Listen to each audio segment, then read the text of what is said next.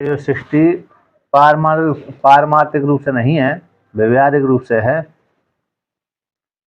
और उस परमात्मा को विषय के द्वारा नहीं जाना जा सकता, अभिन्न रूप से ही जाना जा सकता है। और जो सृष्टि आई है, कुता आ जाता, कुता ये सृष्टि कहाँ से आई है मालूम नहीं है ना। कुता किस प्रकार से यम सृष्टि, इस सृष्टि की उत्पत्ति हुई। यदि परमात्मा सिद्ध करता है कि सृष्टि यहाँ से आई है, तो परमात्मा अलग हो जाएगा, सृष्टि अलग हो जाएगी, तो द्वैतापत्ति आ जाएगी। इसलिए परमात्मा को भी मालूम नहीं कि सृष्टि कहाँ से हुई है। यद्यपि उसकी माया शक्ति है, माया शक्ति को लेकर के ही उत्पत्ति करता है, लेकिन निर्धारण रूप से नहीं कर सकता। परमात्मा भी, ईश्वर भी निर्धारण रूप से नहीं कह सकता है कि ये सृष्टि मेरी है, पारमार्थिक रूप से सत्य है, यहाँ से आई है। तो इसलिए यहाँ पर इसलिए कुता आ जाता, कुता ये सृष्टि कहाँ से आई है और किस प्रकार से हुई है, इस प्रकार से श्रुति कहती है। अर्थात व्यवहारिक रूप से सत्य है, पारमार्थिक रूप से सृष्टि सत्य नहीं है, ऐसा वर्णन कर दिया। अब पुनः उसी को और आगे कहते हैं कि जो परमात्मा के स्वरूप को नहीं जानते हैं, ईश्वर के स्वरूप को नहीं जानते हैं, उनके विषय में यहाँ पर वर्णन करते हैं कि उसके विषय में क्या आता है कि ये दोष होता है, आता तो परमात्मा की प्राप्ति उनको नहीं होती, संसार रूप फल की प्राप्ति उनको होती है।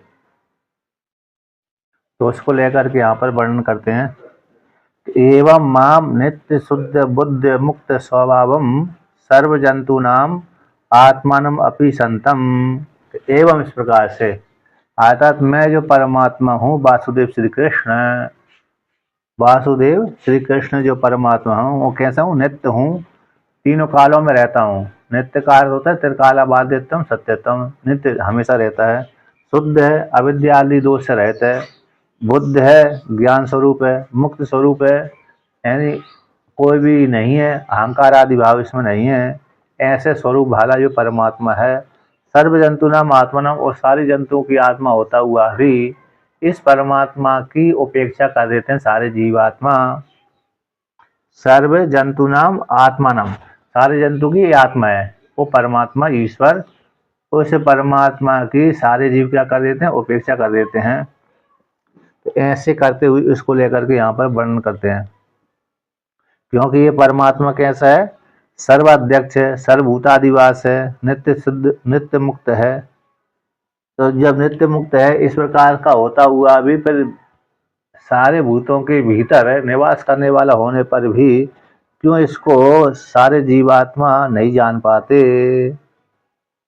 है ना। किमिति त्वमी आत्म रूप से, जब आत्मा रूप से सारे जीवात्मा क्यों नहीं जान पाते, क्योंकि सारे भूतों के भीतर रहता है।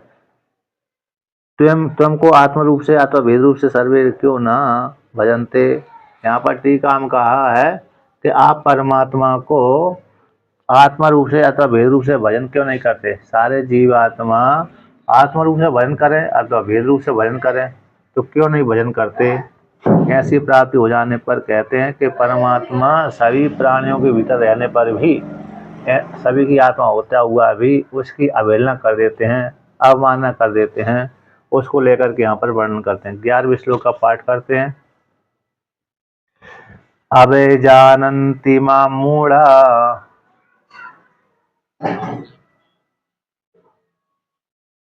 मानुषीं तनुमाश्रितम्।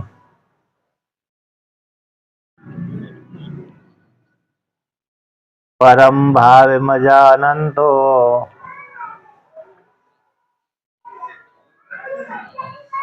मम भूते महेश्वरम।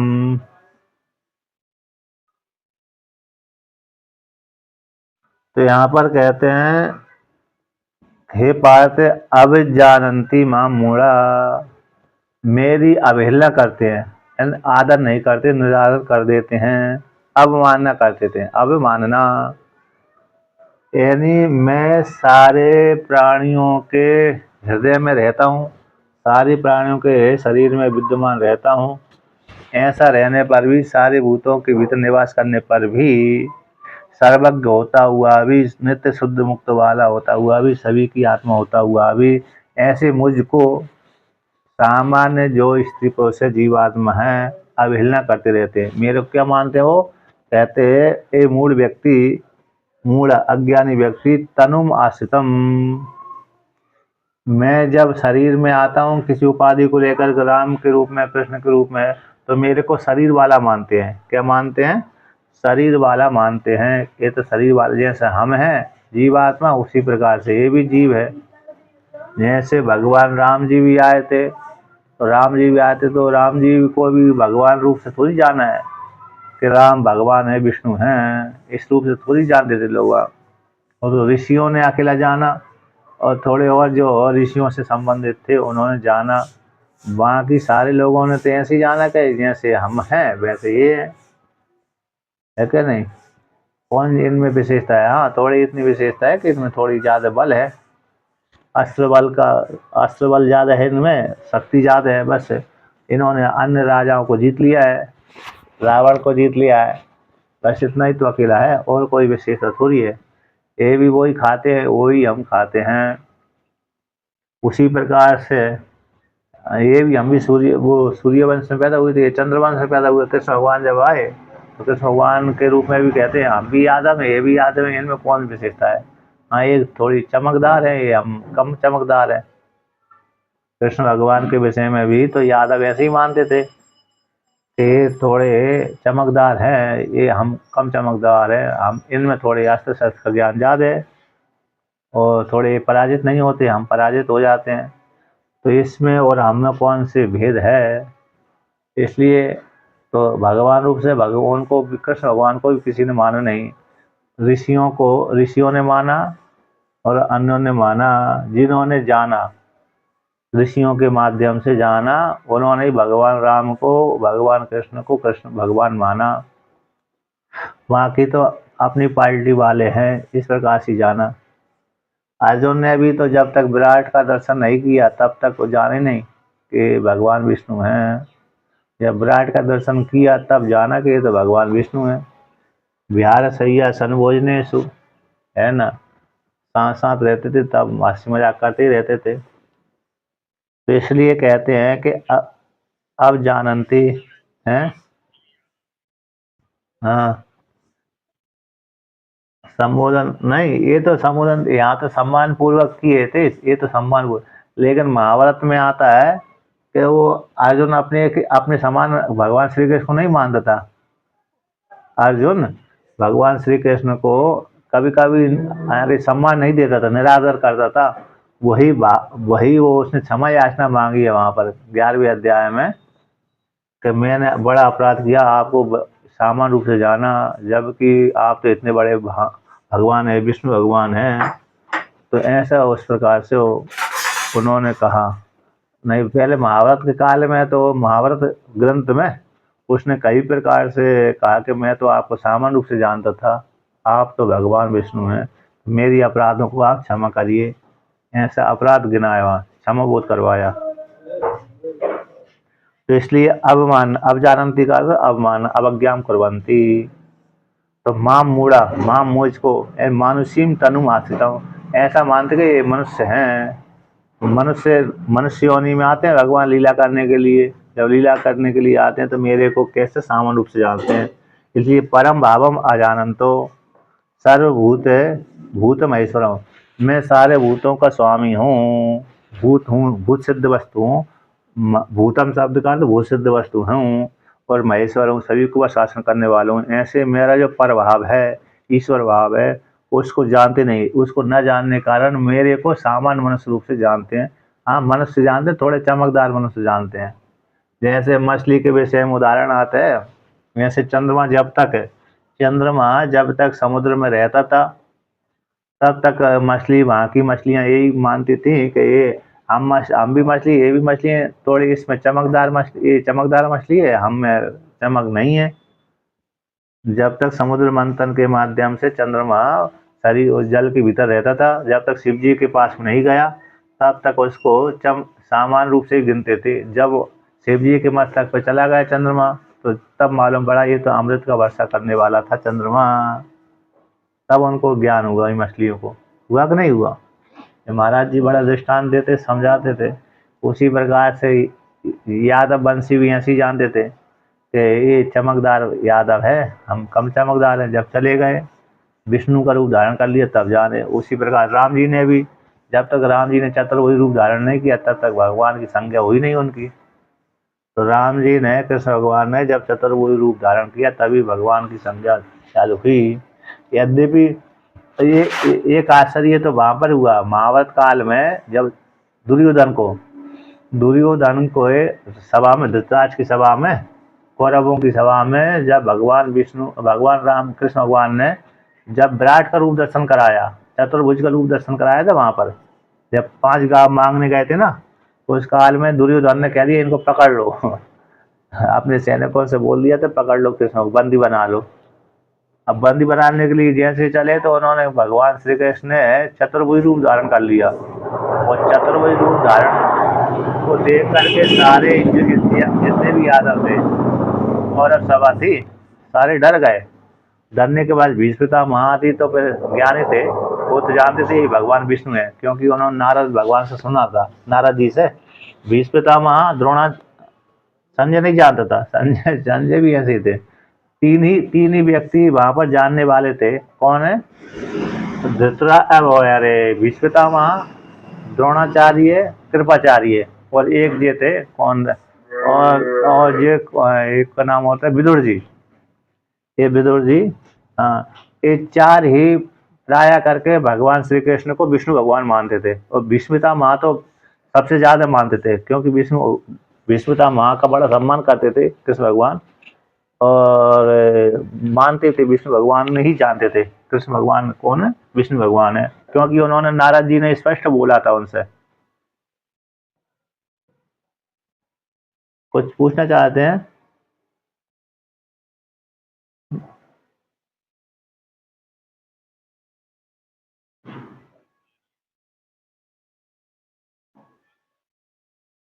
राम जी का, राम नहीं, राम जी ने नहीं दिखाया, राम जी मर्यादा वाले थे, मर्यादा से युक्त थे उन्होंने। हाँ, उनका ऐसा नहीं थे, ये मर्यादा को पार करने वाले थे भगवान श्री कृष्ण। तो ये सिद्ध से लीला करी की है ना इन्होंने।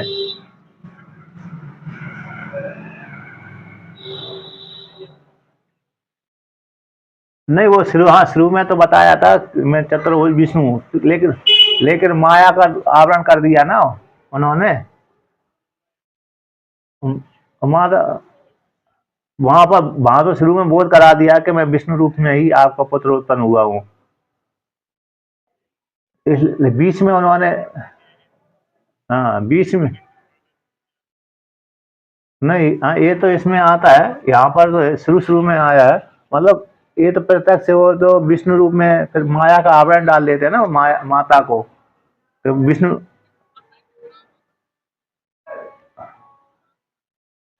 चलो, ये तो तुलसीदास भगवान ने अरे दिखा दिया, और वहां पे जो उन्होंने माता को बोध करा के आवरण डाल दिया।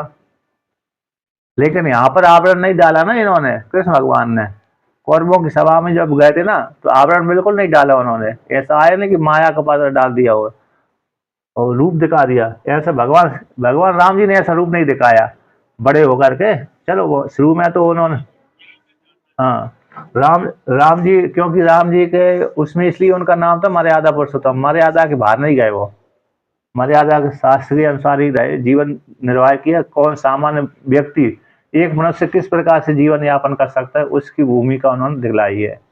तो मर्यादा से युक्त रहे। जब भी किसी के साथ भी युद्ध हुआ है ना, तब भी उन्होंने युद्ध के काल में विष्णु रूप धारण नहीं किया।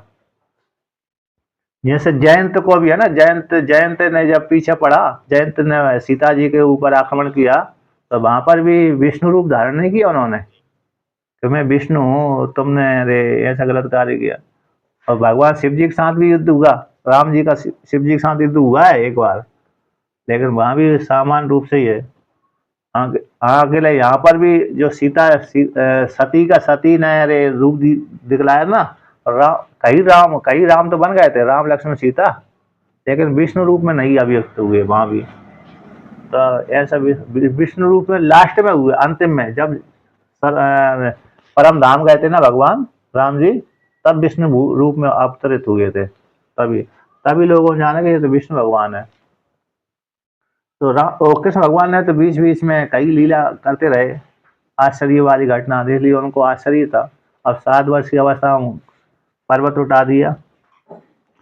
तो ये है कि हाँ, तो ये वर्णन हो गया कि परम भाव कि भगवान जो कृष्ण भगवान है, राम है, अन्य अन्य है, कि मनुष्य योनि में आते हैं, तो मनुष्य योनि में आते हैं तो उनको क्या मानते हैं, मनुष्य है, ये चमकदार मछली है, चमकदार है थोड़े, हम थोड़े कम चमकदार है, ये थोड़ी ज्यादा चमकदार है, बस इतना ही तो है।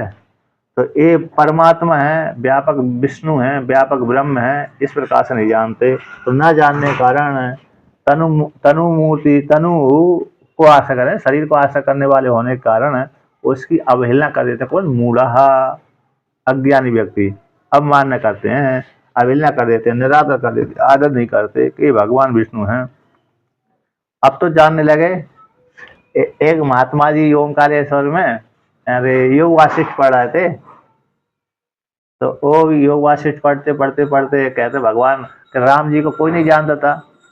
राम जी को कहते हैं ऋषियों ने जाना और हमने जाना। हमने जैसे अन्य लोग कहते हैं उस काल में राम जी को कोई नहीं जानता था कि राम विष्णु भगवान है, तो उस काल में तो नहीं जानते, ग्रंथ जब लिखा था। कहते हैं ऋषियों ने थोड़ा जाना था और हमने जाना बाद में। तब अब जानते हैं ना सभी कि भगवान राम जी विष्णु भगवान है।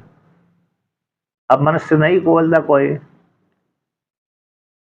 अब आगे कहते हैं भगवान भास्कर इसका व्याख्यान करते हैं कि अब जानन्तेन अवज्ञाम परिभावम कुर्वन्ति माम मूढ़ः अविवेकिनो मानुषीम संबंधिनीम तनुम देहम आश्रित्य मनुष्य देहन विविहंतम इति एतत्। अवमानना करते हैं, अवज्ञा परिभावम कुर्वन्ति। तो मेरी जो आज्ञा है उस आज्ञा का क्या करते हैं, आदर नहीं करते। अवज्ञाम परिभावम, अवज्ञा में परिभावम पराभव कर देते हैं, यानी आज सम्मान नहीं करते।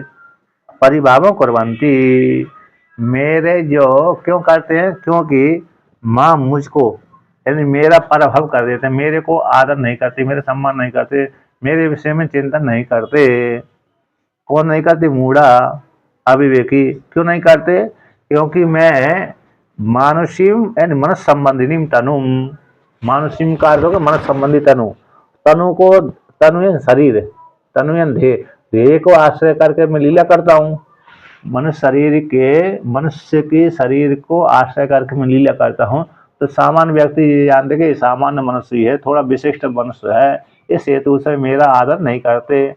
हाँ, यदि भगवान विष्णु विष्णु रूप में आएंगे तो सम्मान करेंगे। भगवान विष्णु चतुर्भुज रूप में धारण करके आ जाए सामने तब तो सम्मान करेंगे, लेकिन अरे जब चतुर्भुज रूप धारण करके नहीं आते, मनुष्य रूप में आते हैं, सामान्य रूप से तो सम्मान नहीं करते रामकृष्ण के रूप में। उस काल में नहीं किया, अब तो करते हैं, अभी भी नहीं करते, बहुत से नहीं मानते, 4 वाक तो नहीं मानते कौन भगवान है कि नहीं है, अभी भी आदर नहीं करते, है कि नहीं। 4 वाक है, अन्य वाली है, अभी भी नहीं मानते। तो इस प्रकार से बहुत से मानते हैं, बहुत से हैं। अच्छा, जब मरते हैं तो तब मानते हैं, जब तक वो अच्छे से शरीर में बल रहता तब तक नहीं मानते, जब शरीर में बल नहीं रहता मरते हैं ना, तब कहते हैं भगवान हमको बचाओ, रक्षा करो। ऐसा भी आता है सुनने में। 4 वाक का आदि भी है, जब मरने वाले होते ना तब कष्ट आते, तब भगवान से प्रार्थना करते हैं कि बचाओ, हमारी रक्षा करो। तब तो किसी डर लगता है ना, मरने का भय रहता है व्यक्ति को। मरते समय मरने का जब भय उत्पन्न होता है तब भगवान को याद कर लेता है व्यक्ति, मजबूरी में। ऐसा होता है। अब आगे कहते हैं मनुष्य देह में व्यवहार करते हैं भगवान, इसी हेतु से उनकी अवमानना करते रहते हैं। परम प्रकृष्टम भावम, परम आत्म तत्वम आकाश कल्पम, आकाशाद अपि अंतरतमम अजानन्तो मम मम भूत महेश्वरम, भूतम भूत महेश्वरम सर्वभूतानां महातम ईश्वरम स्वयं आत्मानम परम परम प्रकृष्टम भावम, यानी परम प्रकृष्ट भाव कौन से? आत्म तत्व है, आकाश के समान व्यापक है, इन आकाश से भी अंतरतम है। जैसे आकाश सभी के भीतर गया हुआ है, आकाश यदि अवकाश ना दे, खाली जगह ना दे, तो हम चल ही नहीं सकते। तो आकाश हमको क्या देता? अवकाश देता रहता है। ऐसा है जो आकाश से भी सूक्ष्म है और आकाश के भी भीतर है, ऐसे उस आत्म तत्व को ना जानते हुए जो संपूर्ण प्राणियों का ईश्वर है, महान है, ईश्वर है, ऐसे सबकी आत्मा है, उस आत्मा को ना जानने कारण ततश्च कहते हैं तस्य मम अब अवज्ञान भावना भावनेन आहता बराकस्ते, तथा उसी प्रकार से, किस प्रकार से? कि जीवात्मा जब इस प्रकार से नहीं जानते हैं भूत प्राणी, तस उसका यानी ईश्वर के भाव को न जानने कारण अवज्ञा भावना से युक्त होकर के, अवज्ञा की भावना यानी अनादर की भावना, सम्मान की भावना से रहित होकर के कौन? और नष्ट करके आहता यानी बराका, कौन? प्राकृतिक पुरुष। तो जब प्राकृतिक पुरुष सामान्य मूल अज्ञानी व्यक्ति भगवान की कैसी अवज्ञा की भावना से युक्त होकर के उनको हानि पहुंचाते रहते हैं, मतलब स्वयं की हानि कर लेते हैं। ईश्वर का सम्मान ना करना स्वयं की हानि करना हो गया। ईश्वर का सम्मान करना तो स्वयं का फायदा हो जाना है। यानी जो ईश्वर का भजन नहीं करता है, आदर नहीं करता है, भजन नहीं करता है, तो उसको किसकी? मोक्ष फल की प्राप्ति, सदगति की प्राप्ति नहीं होती। और जो ईश्वर का भजन करता है तो उसको मोक्ष फल की प्राप्ति हो जाती है।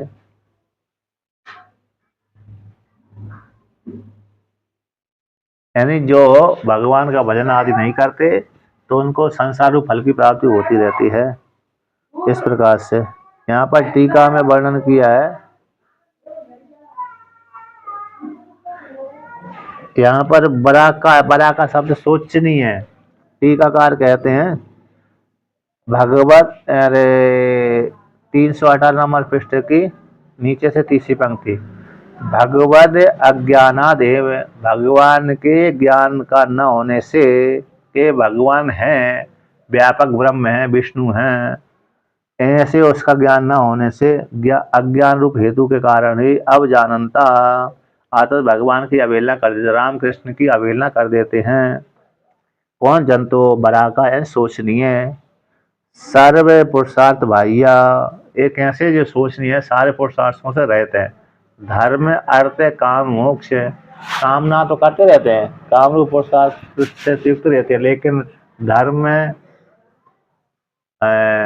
मोक्ष के इससे रहित रहते हैं, धर्म और मोक्ष से रहते हैं। अर्थ और काम की तो इच्छा करते रहते हैं, जो जो सोचनीय व्यक्ति योगी होते हैं ना, कैसे अर्थ की प्राप्ति होगी, कैसे हमको सुख की प्राप्ति होगी, इसके लिए तो चिंतन करते रहते हैं, लेकिन धर्म के विषय में क्या करते रहते हैं? अरे उसमें चिंतन नहीं करते, मोक्ष के विषय में चिंतन नहीं करते। यहाँ पर तो कहते हैं सर्व पुरुषार्थ बाह्य, सारे पुरुषार्थ में तो 4 पुरुषार्थ आ जाते हैं, धर्म अर्थ काम मोक्ष। जो भजन नहीं करता है, पूजन नहीं करता, ईश्वर का सम्मान नहीं करता, उसको अर्थ और काम की भी प्राप्ति नहीं हो पाती, सुख की प्राप्ति नहीं हो पाती। तो उसी में कहते हैं प्राकृतिक, जो प्रकृति ईश्वर का अवज्ञानम अनादरम निंदनम व तस्य भावनम पौना पुण्य तेन आहतस्य तज्जनित दुरित प्रभावात प्रतिबद्ध बुद्धया, जो जिस भगवान का प्रकरण चल रहा है, ऐसे भगवान का ज्ञान न होने से, अनादर अथवा निंदा करने के कारण, बस उसकी भावना से, यानी बहुत से जो चारवाक होते हैं, नास्तिक मत वाले होते हैं, भगवान को जानबूझ करके ही निंदा करते हैं। क्या करते हैं? जानबूझ करके ही निंदा करते हैं। ऐसी भावना से युक्त होकर के, उसी से युक्त होकर के, अब वो जब भगवान की निंदा करेंगे तो उससे पाप लगेगा तो फिर उससे बन जाएंगे वो। भगवान की निंदा करने से व्यक्ति को पाप लगता है तो फिर वो बन जाता है, संसार रूप फल की प्राप्ति उसको होती रहती है। इस प्रकार से वर्णन किया। अब ये कहते हैं जो ऐसे व्यक्ति जो भगवान का सम्मान नहीं करते हैं, भगवान की निंदा करते रहते हैं और दान पुण्य आदि भी करते हैं और भगवान की निंदा भी करते हैं, उनके वो कर्म कैसे निष्फल हो जाते हैं, उनको लेकर के यहाँ पर आता है। जैसे दक्ष प्रजापति है ना, यद्यपि दक्ष प्रजापति दान पुण्य तो बहुत किया था, ऐसे नहीं किया कि दान पुण्य नहीं किया हो, खूब धार्मिक था, कर्मकांडी था, लेकिन अरे उसका जो यज्ञ था निष्फल ही हो गया था, जब क्योंकि उसने भगवान का अनादर करने के लिए ही यज्ञ किया था। यद्यपि रामकृष्ण का भी आदर नहीं करते, पहले के भी शिव जी के और भगवान विष्णु, शिव जी का भगवान विष्णु का भी सम्मान कभी कभी नहीं करते थे लोग वाग, कभी कभी तो करते हैं, कभी कभी नहीं करते। बहुत से सत्युग में भी ऐसा प्रसंग आता है, भगवान शिव को भगवान ही नहीं जानते थे, बहुत से तो भगवान विष्णु को विष्णु नहीं जानते थे। जैसे दैत्य और दानवों में जब युद्ध होता है, तो तब तो वो भगवान विष्णु व्यापक ब्रह्म है, सभी की आत्मा, ऐसे थोड़ी जानते थे, तो उनसे युद्ध लड़ते थे। अथवा कभी कभी जानते भी थे, कभी कभी कर्तव्य समझ करके युद्ध लड़ते थे, कभी कभी नहीं भी जानते थे।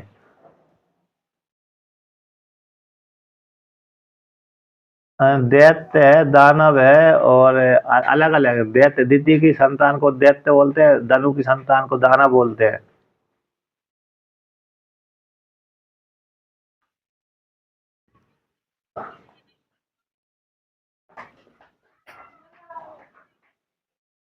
हाँ,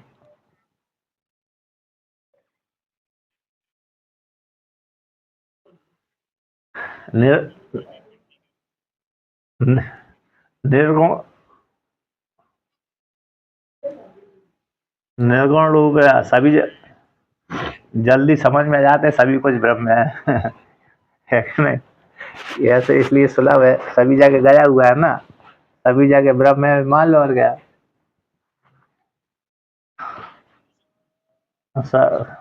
हाँ, माध्यम सगुण, निर्गुण की प्राप्ति नहीं हो पा, मुश्किल से होती है, सगुण के लेकिन ये बोले सभी जगह भगवान है, भगवान देख रहा है, इतना इतना जान लेते हैं बस, भगवान कोई ना कोई भगवान है, कैसा है कैसा है कैसा नहीं है ये नहीं जानते, भगवान है इतना अकेला जानते हैं। अच्छा, अब यहाँ पर कहते हैं कि जो भगवान की अवहेलना करके यज्ञ आदि करते हैं, उनके सारे यज्ञ आदि दान पुण्य आदि कैसे व्यर्थ हो जाते हैं, उसको लेकर के यहाँ पर वर्णन करते हैं। मोगा सह मोगे कर्माणो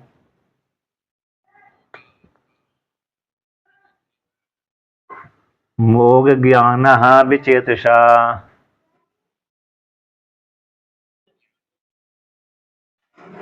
राक्षसी मासुरीं चैव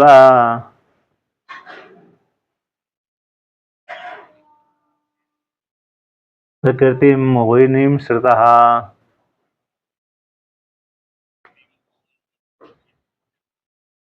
तो कहते हैं मोग आशा, आशा यानी कामना, तो इनकी जो कामना है, आशीर्वाद हैं, तो ऐसा जिनकी मोग आशा के व्यर्थ, मोग यानी व्यर्थ है, मोग शब्द का अर्थ होता है व्यर्थ है, न मोगित अमोघ, इसलिए भगवान शिव जी का जो है अरे वो मंत्र है ना, अमोघ अमोघ मंत्र है, अमोघ शिव कवच, एक शिव जी का कवच है, अमोघ शिव कवच है।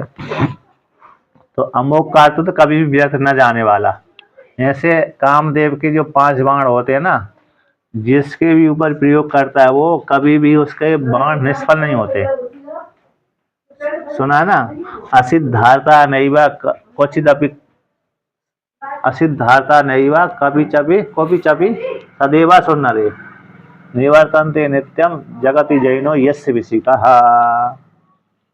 तो असिद्धार्था नैवा क्वचिदपि सदैवा सुनरे, तो कहीं पर भी असिद्धार्था यानी अपने प्रयोजन को सफल किए बिना लौटते ही नहीं है। कौन? कामदेव के जो 5 बाण होते हैं, अपने जिसके ऊपर भी कामदेव 5 बाणों को चला देता है, तो वह अपने बाण, कामदेव के जो 5 बाण हैं, कभी भी निष्प्रयोजन लौट करके नहीं आते। असिद्धार्था नैवा क्वचिदपि सदैवा सुनरे निवर्तन्ते नित्यम जगति जैनो यस्य विशिका। तो इस प्रकार से है ना, विशिका यानी बाण, विशिका है जो बाण होते हैं, कामदेव के कभी भी निष्फल नहीं जाते। उसी प्रकार से यहाँ पर कहते हैं भगवान, इसलिए शिव जी का कवच है अमोघ शिव कवच, व्यर्थ नहीं है। तो यहाँ मोक्ष शब्द का अर्थ होता है व्यर्थ है। तो व्यर्थ आशा एसाम जीवानाम, जो भगवान के अनादर करते हैं, जिन जो भगवान की अवहेलना करते हैं, ऐसी उनकी जो आशा है व्यर्थ हो जाती है। मोक्ष कर्माणो, जो अग्निहोत्रादि कर्म करते हैं, तो अग्निहोत्रादि कर्म जो भगवान की निंदा करते हैं, भगवान की अवहेलना करके यज्ञ आदि अनुष्ठान करते हैं, उनके भी जो कर्म हैं कैसे व्यर्थ हो जाते हैं। इसमें उदाहरण कौन है? दक्ष प्रजापति। दक्ष प्रजापति इसमें उदाहरण रहे, क्योंकि भगवान की अवहेलना करके, शिव जी की अवहेलना करके उन्होंने यज्ञ किया था, यानी उनको अपमानित करने के लिए यज्ञ किया था। इसलिए भगवान शिव जी का अपमान हो गया, तो उन्होंने यज्ञ को नष्ट कर दिया। तो मोक्ष कर्माणो, उनके जो कर्म कैसे व्यर्थ हो जाते हैं। फिर यदि भी भगवान को मनाना पड़ेगा उनको, दक्ष प्रजापति को, तभी उनका यज्ञ सफल हुआ, लेकिन बीच में तो यज्ञ नष्ट ही हो गया था। तो मोक्ष ज्ञाना, कहते हैं उनका जो ज्ञान भी है जीवात्मा को, जो भगवान का आदर नहीं करते, सम्मान नहीं करते, उनको ज्ञान भी कैसे निष्फल हो जाता है। और विचित्सा, विभिन्न प्रकार जीवन का जो ज्ञान था, चित्त है, चंचल चित्त वाले हैं। विगत चेष्टा, यहाँ पर कहते हैं इन विगत विवेका, विगत जो विचित्सा ना, चेतसा, ये चेतसा और ज्ञानम दोनों सपानी है। तो ज्ञान निष्फल वाला हो, जो पहला में जो मोह ज्ञान जो उनका जो ज्ञान है निष्फल वाला होता है। और विगत विचेषा करते विगत विवेका, विवेक उनके में चला ही गया, विवेक भी नहीं रहता है, विवेक ज्ञान भी नहीं रहता। विवेक और ज्ञान दोनों समान नहीं है, लेकिन ज्ञान उनका पहला वाला ज्ञान निष्फल ज्ञान वाला हो जाता है। जो ज्ञान था पहला मुख्य ज्ञान जो फल देता है उस फल से रहित हो जाता है। विशेष यानी चित्त भी, यानी ज्ञान भी नहीं रहता, विवेक भी नहीं रहता। एक करने योग्य है, एक करने योग्य नहीं है। विवेक है ना, विवेक किसी में रूढ़ है कि व्यक्ति जानता है कि ये करना चाहिए, इससे इसको इस प्रकार करने से हमको इस फल की प्राप्ति हो जाएगी, इस प्रकार कर्म करने से हमको इस प्रकार की फल की प्राप्ति हो जाएगी। इस प्रकार का विवेक, कर्तव्य अकर्तव्य के विषय में जानकारी, ये भी उसका नहीं रहता। और कहते हैं राक्षसीम आश्रिम, राक्षसीम आश्रिम चाहिए, आश्री की राक्षसी और आश्री, आश्री शब्द का अर्थ होता है असु, असु यानी प्राणों में रमण करने वाले को आश्री बोलते हैं। तो आश्री योनियों को, राक्षसी भाव को, आश्री भाव को, प्रकृति को, प्रकृति यानी भाव को, स्वभाव को, मोहिनी यानी शरीर में ही आत्मबुद्धि रखने वाले हैं, इसको आश्रय करके अवस्थित रहते हैं। किसको?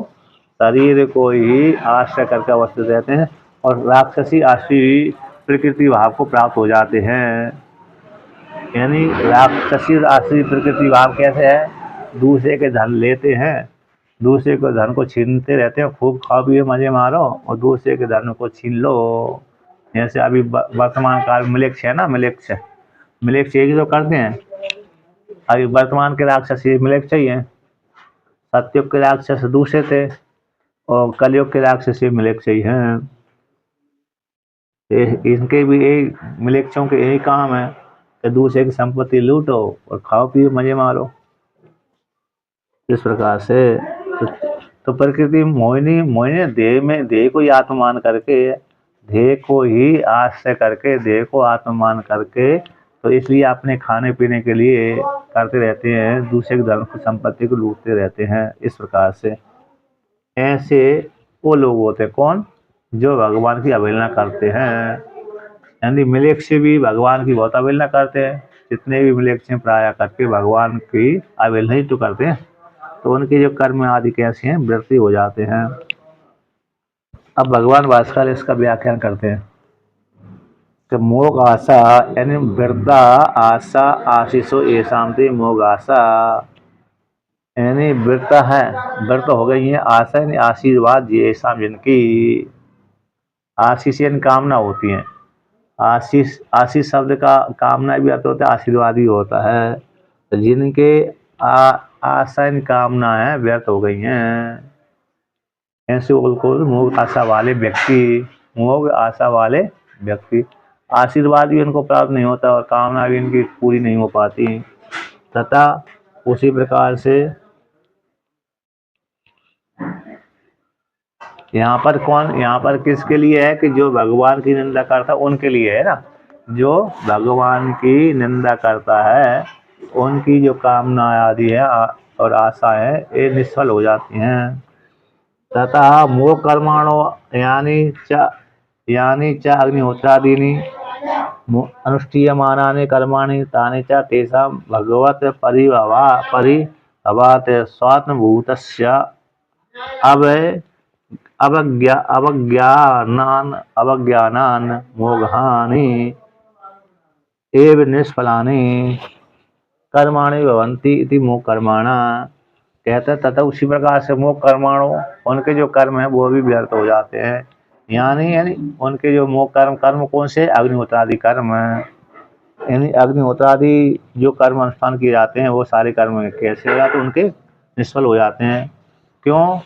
उसमें हेतु देते हैं भगवत परिभवात, भगवान का परिभव करके यज्ञ करते हैं। इन स्वात्मभूत जो सभी की आत्मा है उसका परिभव करके, उसकी अवज्ञा करके, उसका ज्ञान न करके, उसकी अवज्ञा करके जब कर्म करते हैं तो वो कर्म कैसे निष्फल हो जाते हैं। मोगानी निष्फलानी, मोग यानी व्यर्थ, निष्फल हो जाते हैं अग्निहोत्रादि कर्म।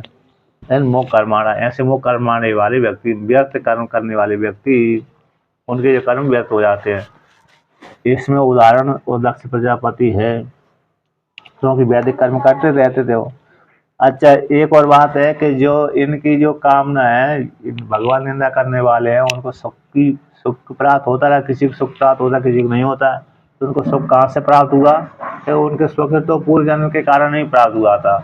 पूर्व जन्म में उन्होंने थोड़े अच्छे कर्म किए थे, उसी का फल ही उनको इस जन्म में प्राप्त हो रहा है। अब इनका जो अगला जन्म होगा वो कष्टदायक होगा। कौन सा होगा? कष्टदायक।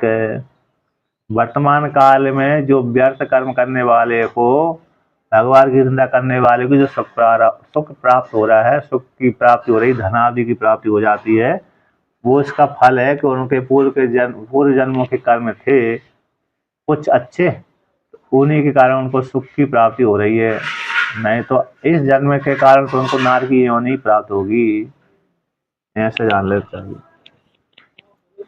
अब कहते हैं तथा मोह ज्ञाना, उसी प्रकार से मोह ज्ञाना, तो मोह ज्ञाना का अर्थ कहते हैं निष्फल ज्ञाना, उनका जो ज्ञान निष्फल वाला हो जाता है। ज्ञानम अपि, तो ज्ञान भी तेषां निष्फलम एव, उनका जो ज्ञान है कोई फल देने वाला नहीं होता।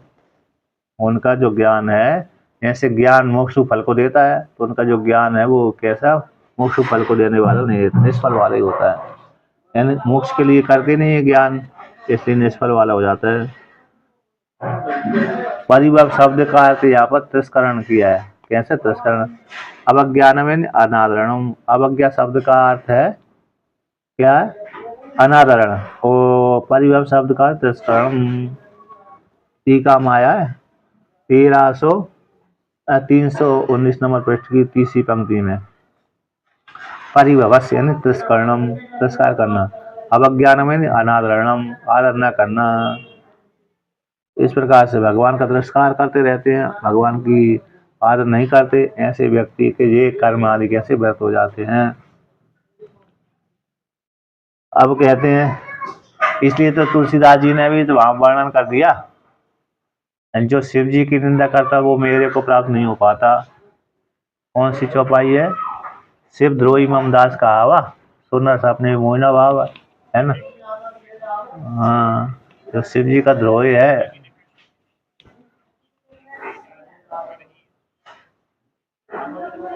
अच्छा, सबकी जो निंदा करता चमगादड़ होता है। हाँ, अच्छा, हाँ, निंदा करने वाले को अगली वानी और चमगादड़ की प्राप्ति होगी। सब, सबकी निंदा,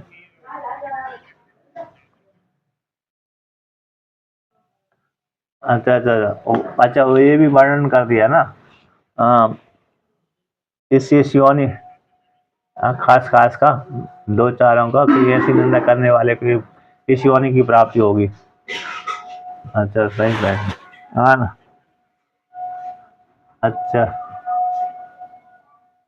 तो हाँ, तो इस योनि हो जाएंगे ऐसी निंदा करने वाले। सही सही सही।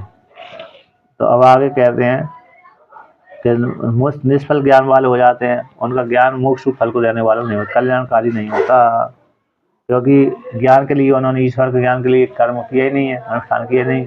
ईश्वर का तो अपमानना करते रहते थे, अनादर करते रहते थे, तिरस्कार करते रहते थे। विचेषो विगत विवेकाश्च ते भवन्ति इति अभिप्राया।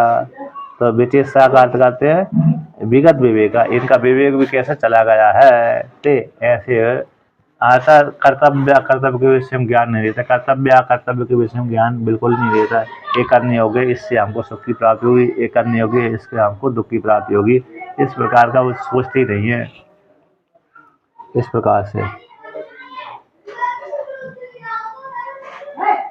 अब आगे कहते हैं कि किंच और भी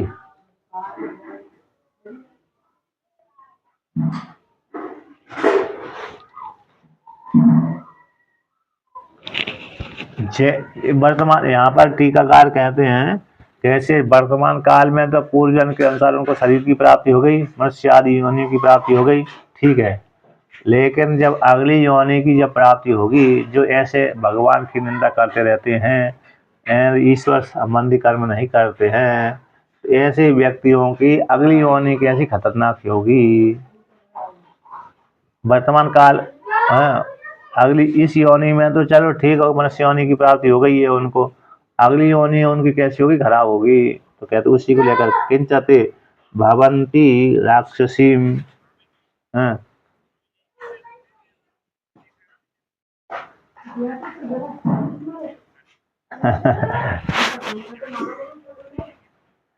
हाँ, देखने वाला तो नहीं हाँ, लेकिन जब जब वो पछताते हैं, लास्ट में तो पछताते हैं करने वाले, जब उनको वही उसका कर्म उनको फल देने के लिए उन्मुख हो जाता है ना, तब पछतावा उनको आता है, हमने क्यों किया। क्योंकि क्योंकि उनके मन में ऐसे ही लगता है, बाद में जवानी में तो कर लेते हैं, लेकिन बुढ़ापे में आकर के उनको बहुत पछतावा होता है, उसको लेकर कहते हैं। नहीं, दीपक जी के नहीं आ रही थे, सामने से आ रही है।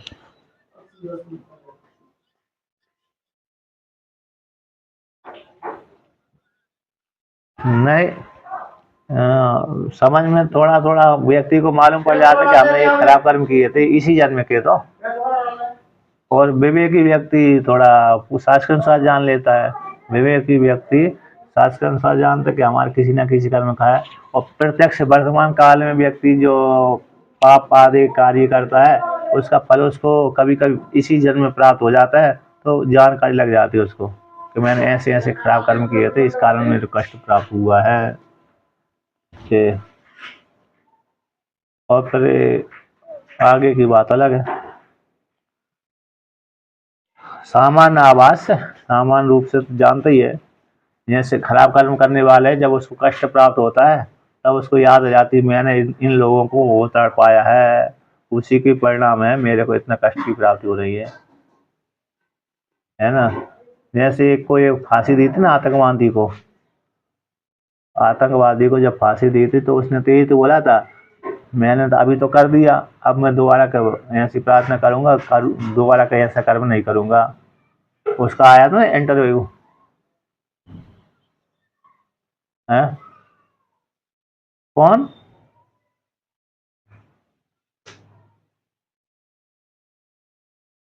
हाँ,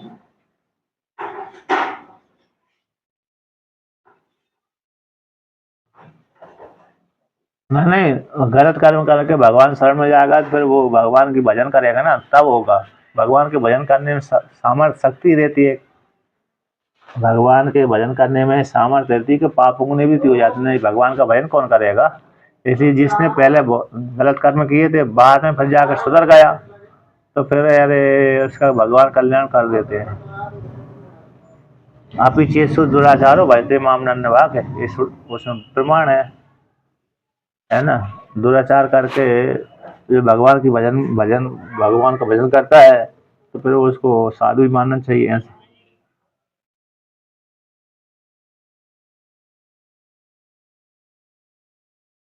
हाँ हाँ हाँ, मतलब जब भगवान शरण में जाएगा व्यक्ति, शरण के शरण में, तब तभी उसके पाप की निवृत्ति होगी। हाँ है ना। एक दिन में नहीं होता है। और उसका तो वही है क्या, वो जब से अब उसको विवेक जागृत हो गया, तब जीवन पर्यंत तक वो भजन करता रहे, फिर पाप कर्म न करे, तभी कल्याण होगा, नहीं तो फिर नहीं होता।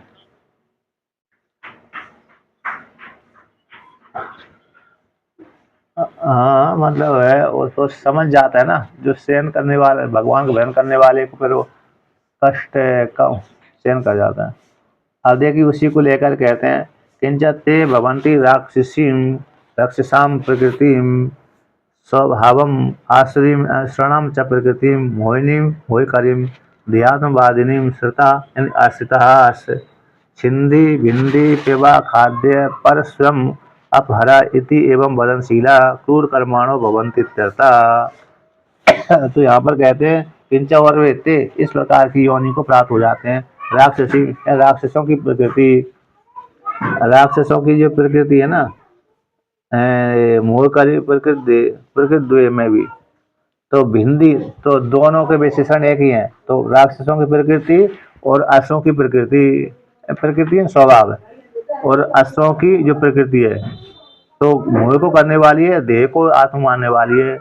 मोह को करने वाली है उनकी प्रकृति, और देह को आत्मा वाली है, देह को शरीर को ही आत्मा मानते हैं, और फिर क्या करते हैं वो, कहते हैं देह को आश्रय करके, देह शरीर को ही आश्रय करके फिर इस प्रकार उनकी प्रकृति बनती रहती है। काटो चिंदी यानी काटो, बिंदी यानी भेदन करो, दूसरे को मारो, काटो पीटो, और कहते हो पेवा यानी खूब खा पियो, मजे मारो, खाद्य खूब खाओ, परस्पर स्वयं अपहरा, दूसरे के धन को छीन लो। तो मलेक्स यही तो करते हैं, हमला कर देते हैं, इकट्ठे झुंड बना करके आते हैं, और सज्जनों के घर पे या सिंधुओं के घर पे हमला कर देते हैं, उनकी संपत्ति लूट ले जाते हैं, जैसे रात्रि पाते ना, वो इकट्ठी कर ले जाते हैं। तो ऐसे ही तो करते हैं। तो छिंदी बिंदी पिवा, ये दोनों राक्षसों के और असुरों के दोनों के ही विशेषण है, तो दोनों समान है। तो छिंदी बिंदी पिवा खाद्य थी प्राणी हिंसा रूपो, तो प्राण यहाँ पर टीका में आया है, प्राणियों की हिंसा रूप राक्षसों का स्वभाव है, प्राणियों के हिंसा रूप है, यानी प्राणियों की हिंसा करते रहते हैं, ये राक्षसों का स्वभाव। असुरो नाम स्वभाव वस्तु, किंतु असुरों का स्वभाव ना देही ना जुहोदी, ना तो दान करते हैं, असुर तो और ऐसे है। राक्षसों का तो, राक्षसों का जो स्वभाव है, कहते हैं प्राणी हिंसा रूप स्वभाव, प्राणियों की हिंसा करते रहते हैं। और असुरों का स्वभाव तो ना तो दान करते हैं, ना ही जोधी हवन करते हैं, ना देही ना जोधी, और बल्कि परश्रम अपहरती, दूसरे धर्म को अपहरण कर लेते हैं, ना तो दान करते हैं, ना अरे यज्ञ करते हैं, जोधी शब्द का अर्थ है टीका माया है, ना तो देही दान करते हैं, और ना ही जोधी, ना हवन करते हैं, यज्ञ आदि करते हैं, बल्कि पर परश्रम परा, दूसरे अंतिम पंक्ति में, तो पर का दूसरे के धन को अपहरण कर लेते हैं। और मोह यानी मिथ्या ज्ञानम, उनका जो ज्ञान है तो मिथ्या ज्ञान, इस प्रकार से। तो खाओ पियो मजे मारो और दूसरे के धन को छीन लो, ये आश्रमों का और देरे राक्षसों की प्रकृति है। ये दोनों थोड़ा भेद है इनमें, राक्षसों में और असुरों में, है ना। तो इसमें थोड़ा भेद कर दिया, यहाँ पर इसमें थोड़ा सा ये दे दिया था, खैर हिंसा, राक्षस हिंसा करते रहते हैं, और असुर कैसे, ये जो दूसरे धन को अपहरण करते रहते हैं। अच्छा, असुर है ना, अब राम जी ने भी यही प्रतिज्ञा करी थी ना तुलसी के रामायण में, क्या करी थी, असुरहीन, असुरहीन करहूँ मक, नहीं निश्चर, निश्चरहीन करो, निश्चर, वो असुरों के विषय में ही आता है, असुर असुर है ना, असुर, असुर निशाचर निश्चर राक्षस है। उस काल के जो एक राक्षस, रक्षसी राक्षस जो अलग होते हैं, जो रक्षती राक्षस होते हैं ना, वो अलग होते हैं, और रक्षा करने वाले होते हैं। यदि रक्ष धातु तो रक्षा करने अर्थ होती है, लेकिन रूढ़ इसमें हो गया, हिंसा करते रहते हैं। ये ब्रह्मा जी की संतान है, एक तो पुलस्त वंश के राक्षस कहलाते हैं। पुलस्त वंश के जो होते हैं ना, पुलस्त वंश में दो प्रकार के, पुलस्त वंश दो प्रकार का चला है, एक राक्षस वाला भी चला है और एक अरे ब्राह्मण वाला भी चला है। जैसे रावण की राक्षस संज्ञा हो गई थी, ब्राह्मण तो था लेकिन राक्षस संज्ञा हो गई थी। विभीषण की राक्षस संज्ञा नहीं हुई। और एक राक्षस ब्रह्मा जी से पैदा हुए थे, ब्रह्मा जी से ही, ब्रह्मा जी ने संकल्प के द्वारा पैदा किए थे, उनको राक्षस संज्ञा दे दी गई। तो वो भी ऐसी प्रकार के भजन पूजन आज नहीं करते थे, सीधा खा पिए मजे मारे रहे। तो इस प्रकार से ऐसे परस्परम एवं बदनशीला, इस प्रकार से बदन करने वाले, बोलने वाले, क्रूर कर्माणों, क्रूर कर्म करने वाले भवंती वो उस इस प्रकार की योनि को प्राप्त हो जाते हैं। और वे मर कर के फिर किस प्रकार की योनि को जाते हैं कि असुरिया नाम तेलों का अंधेरा तमसा बढ़ता। मरने के पश्चात फिर असुरिया लाग, जहाँ पर सूर्य प्रकाश नहीं है, नरक योनि की प्राप्त होते हैं। अगर क्रूर कर्म करने वाले व्यक्ति नरक योनि को प्राप्त होते हैं मरने के पश्चात। इस प्रकार से वर्णन किया। अब आगे का पार्ट है फिर कल करेंगे।